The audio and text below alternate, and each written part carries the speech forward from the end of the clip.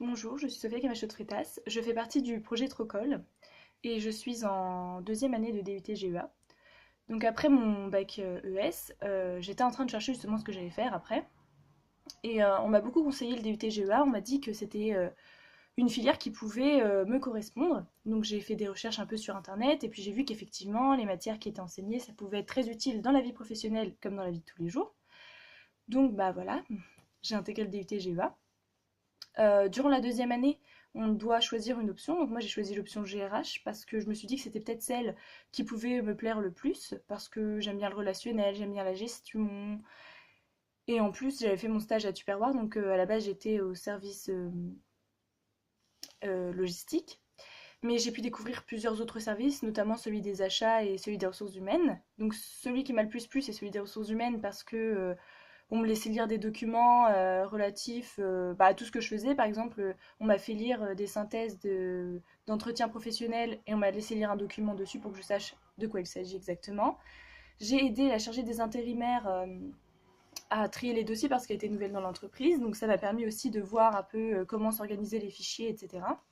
On m'a aussi demandé de faire un peu de communication en RH, donc un diaporama sur un événement qui avait eu lieu dans l'entreprise parce que c'est quand même un travail très stressant. Les ouvriers, ils doivent toujours justement être efficaces, travailler beaucoup, etc. Et donc, c'était un événement anti-stress, donc où ils ont pu découvrir certaines choses qu'on fait dans les spas ou des massages, etc. Il y avait même un buffet. Ce diaporama, j'ai dû le faire en anglais parce que Tupperware, c'est quand même une entreprise américaine à la base, donc c'était pour que tous les Tupperware du monde puissent comprendre ce qui est écrit dedans. Et donc c'était vraiment un stage assez enrichissant.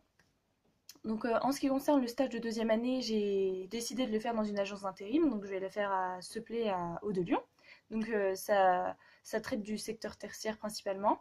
Et donc là, ça va permettre justement de découvrir comment se déroulent les ressources humaines hors entreprise, parce que dans une agence d'intérim, c'est beaucoup plus dynamique, on a beaucoup plus de travail, dans le sens où on a beaucoup de clients qui viennent et des entreprises pour lesquelles il faut satisfaire leurs besoins, etc. Donc c'est pour voir si ça pourrait me plaire plus tard.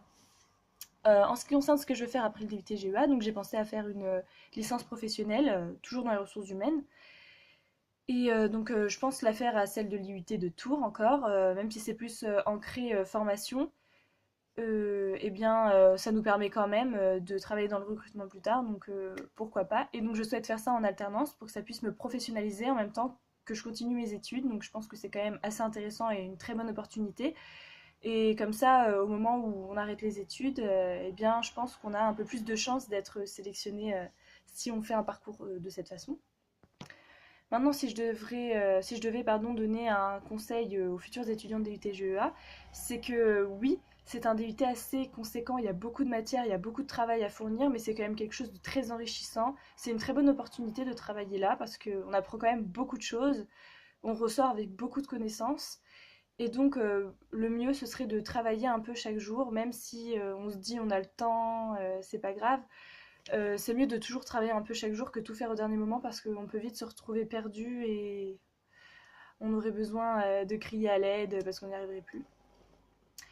Ensuite aussi, je conseillerais de travailler en groupe. Moi, je sais que par exemple, il y a certaines matières où j'ai eu quelques difficultés et j'ai demandé à certains de mes camarades justement de l'aide et je voyais que selon les exercices qu'il y avait à faire ou les travaux à rendre, on n'avait pas tous la même compréhension du sujet.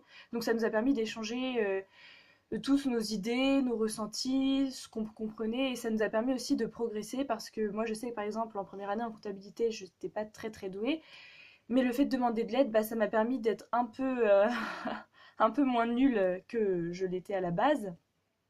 Oui, je trouve quand même que c'est quand même très intéressant de travailler en groupe. Ça apporte beaucoup de choses. Je vais conclure cette vidéo en disant que ce DUT nous apporte quand même beaucoup de choses et que ça nous ouvre des portes, enfin beaucoup de portes pour l'avenir, pour nos études. Donc je vous conseille vraiment de faire le DUT GEA. Voilà, merci de m'avoir écouté.